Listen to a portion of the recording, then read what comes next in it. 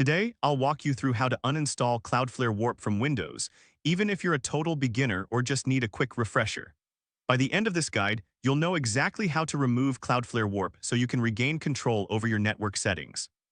Let's get started. First, we need to access the settings on your Windows computer. To do this, click on the Start menu and type Settings in the search bar. Once the Settings app opens, look for the option that says Add or Remove Programs.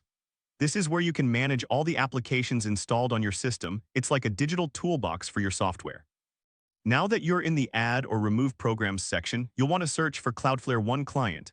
This is the application associated with Cloudflare WARP. Don't worry if your dashboard looks slightly different. The steps are generally the same across various Windows versions. Once you find it, click on it to highlight the application. Next, look for the menu button that appears after selecting Cloudflare One Client. This button usually has options like Modify or Uninstall. Click on Uninstall to initiate the removal process. It's similar to taking an unwanted item out of your shopping cart, just a simple click and it's gone. After clicking Uninstall, you'll need to wait for the process to complete. This may take a moment, so be patient.